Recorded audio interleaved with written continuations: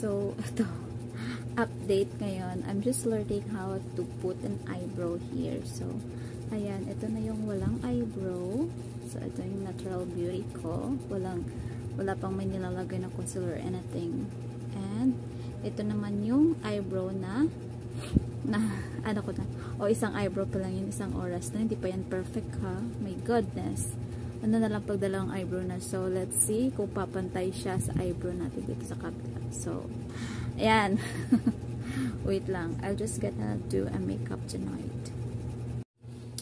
So, after ng pagpantay natin ng isang kilay natin, and I already put my concealer, Casio.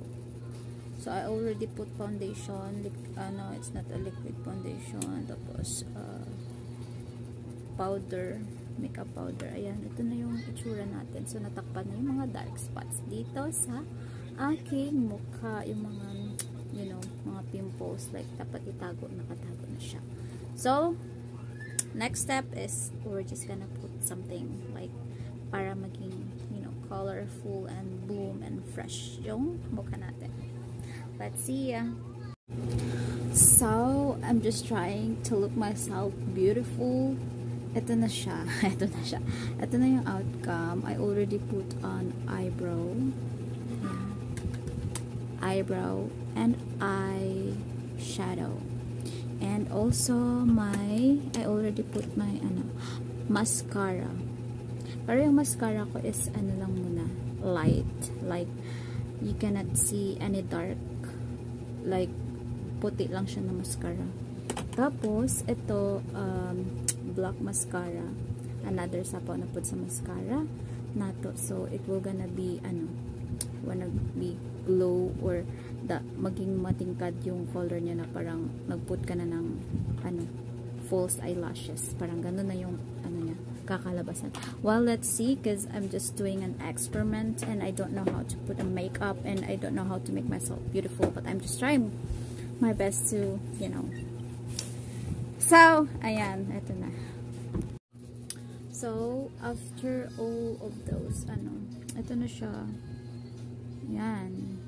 Nilagyan ko na siya pero I think siguro na siya. Dry na, or I have to buy new one kasi hindi na siya magamit yung ko lang. Baka dry na siya. Kasi hindi ako nagme-makeup. You know, it's just, it's my first time to use my makeups. And, ano pa ba kulang? I'm gonna put a blush on here, like this, or oh my god, my block. How to put blush on here, or here, or here. How? So, this is the angle of my face. So, ito na naman tayo sa blush on natin na parang hindi magpantay. Si magpantay. Ito, okay, ito yung blush on ko na parang hindi na naman siya pantay. Ayan. So, kaya na dito lang naman tayo sa loob ng bahay, hindi naman tayo lalabas. Yun, di ba? Ang ganda-ganda mo sa loob ng bahay pag lumabas ka, pero parang sa huga. So, let's gonna put lipstick. So, ito na yung kinaya lang natin. I don't know if okay siya or not. But for me, it looks good na naman siya. Okay lang. Kasi hindi tayo marunong mag-makeup ng like this. So, okay lang siya. I just make myself beautiful.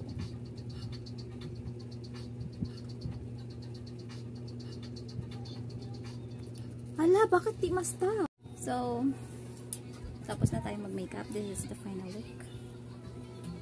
Ang buhok na lang yung kulang. So, maghilamos na ako at makikita nyo naman yung natural beauty ni Elaine.